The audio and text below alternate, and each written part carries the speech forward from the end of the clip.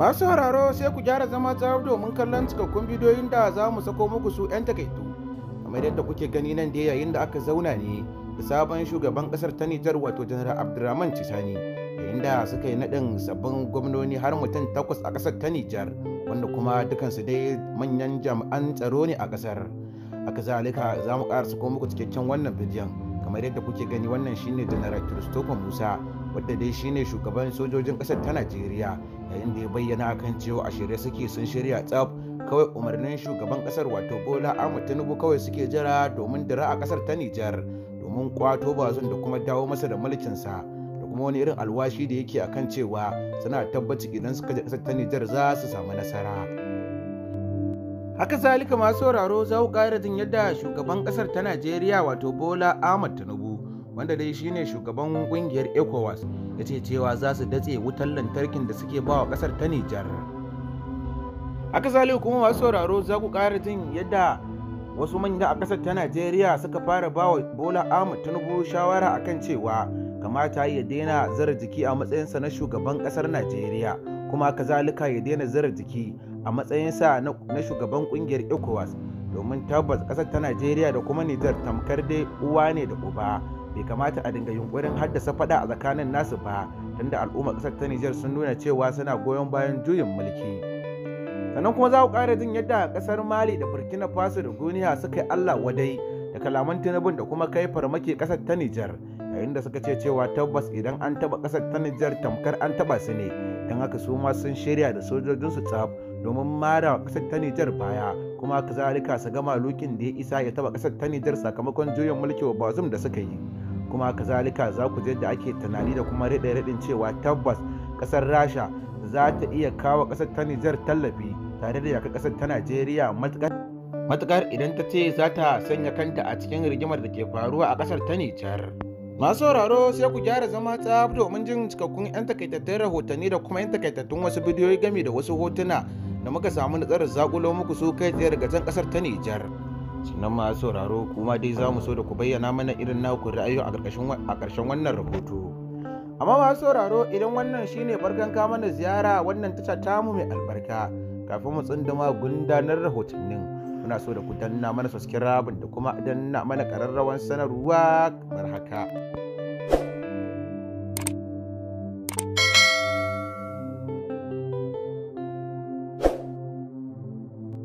Sojojin juyin mulkin da suka yi wa Bazoum juyin mulki a kasar ta Nijar ƙarƙashin jagorancin shugaban kasar wato Janar Abdurrahman Tishani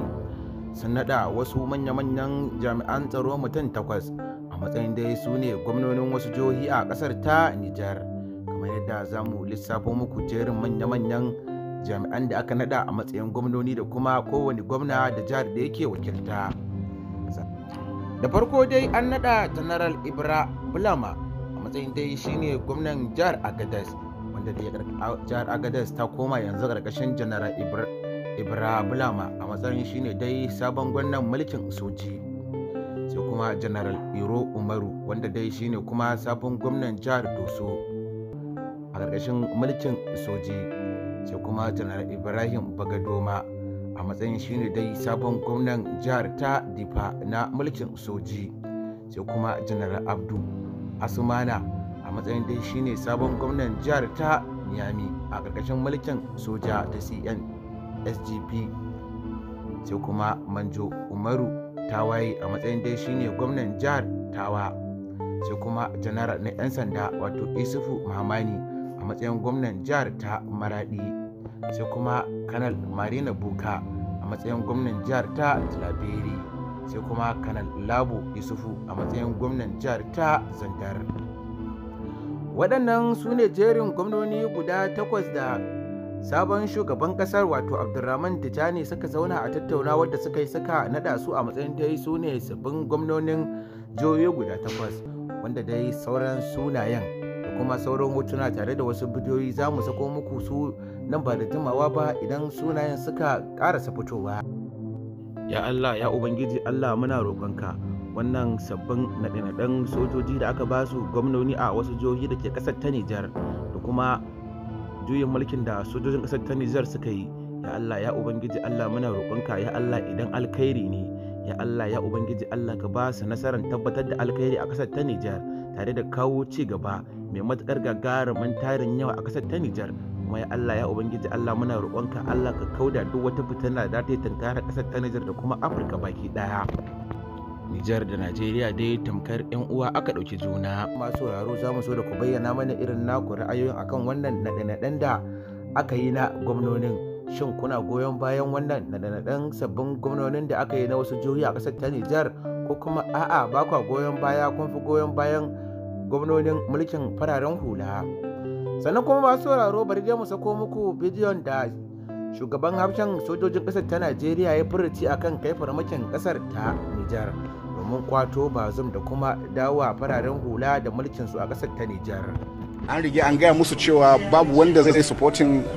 sojoji su dauki mulki, bai kamata ba. Kowa yana son democracy, to abinda za mu ci gaba kenan, kuma yanda shi shugaban ƙasa ya magana abinda za mu yi kenan. Mu muna nan a shirye, duk lokacin da aka ce mu motsa za mu tafi, kuma mun tabbatar za mu samu nasara. Kuma kun tabbatar za ku iya kare demokuraɗiyya a Nijar da sauran ƙasashen yammacin Afirka? Ba za mu ba su kafan da za su shiga nan su zo su yi establishment ko ta yaya. So kowa ya ɗauki mataki, shi shugaban ƙasa yana magana kuma da sauran shugaban ƙasa da ke kusa da mu, kowa na haɗa kai. Mun tabbatar waɗannan ba za su zo ba, mun tabbatar da waɗannan su 'yan Nijar da suka ɗauki wannan abun su ma za su ga cewa bai kamata abin.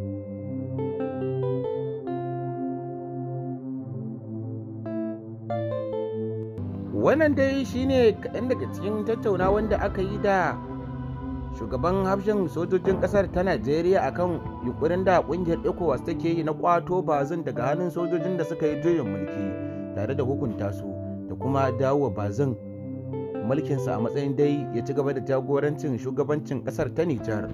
wanda ya ji furucin dai akan cewa su fa sun gama shiryawa tsaf, kawai umarnin shugaban ƙasar ta Najeriya wato Bola Ahmed Tinubu kasar suke jira domin dira a kasar ta Nijar da kuma tabbatar da aikin da aka tura su na kwato Bazum da kuma kwace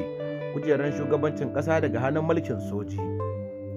wanda dai dabbanin al'umma sun fara tofa albarkacin bakin su akan cewa tabbas idan fa hakan ta faru da tabbas abin zai iya zama yaki, domin sojojin Nijar sun nuna cewa su ma sun shirya domin tabbatar da zaman lafiya da kuma ci gaba da mulki a kasar ta Nijar. Kuma kazalika sojojin kasar Mali da Burkina Faso da dai wasu kasashen Afirka su ma dai suna mara kasar ta Nijar baya a hambar da mulkin Bazum da suka yi, kuma sun nuna cewa tabbas idan kungiyar ECOWAS ta yi yunkurin kai farmaki kasar ta Nijar to fa ba za su zuba ido su zauna suna kallo a jarafin kasar ta Nijar ba, tamkar dai kamar da su ake yaki, domin ya zama dole su shiga yakin domin tabbatar da zaman lafiya da kuma tabbatar wa sojoji da mulkin su a kasar ta Nijar. Haka zare kuma tufannin al'umma 'yan kasar ta Nijar har yanzu dai suna ci gaba da kira ga kasar ta Rasha da ta kawo musu dauki,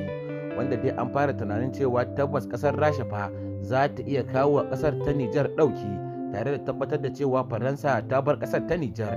domin dubbannin al'umma dai sun nuna cewa tabbas a nasu ra'ayoyin sun ki jinin Faransa, kuma kazalika so suke kasar tasu ta Nijar sun raba gari da Faransa. An dai fara bawa shugaban kasar ta Najeriya wato Bola Ahmed Tinubu shawara da ya janye daga wa'annan kudurorin da ya fara dauka a matsayinsa dai na shugaban kasar ta Najeriya, kuma kazalika a matsayinsa na shugaban kungiyar ECOWAS, akan cewa tabbas ya fara zira jiki, kuma kazalika yana yunkurin wuce gona da iri,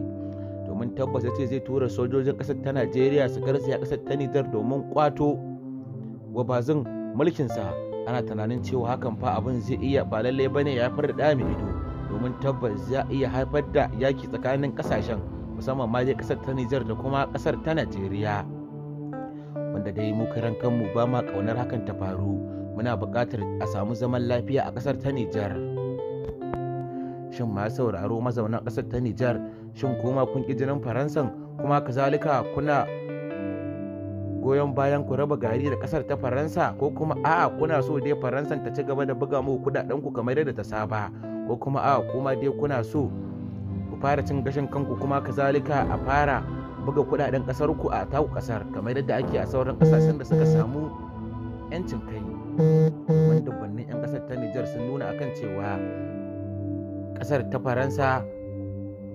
ƙasa ce wacce ba ta kishin ƙasar ta Nijar, kawai amfani da ƙasar ta Nijar take yi domin samun wasu ma'adanai, musamman ma dai uranium da ƙasar take kwasa a ƙasar ta Nijar.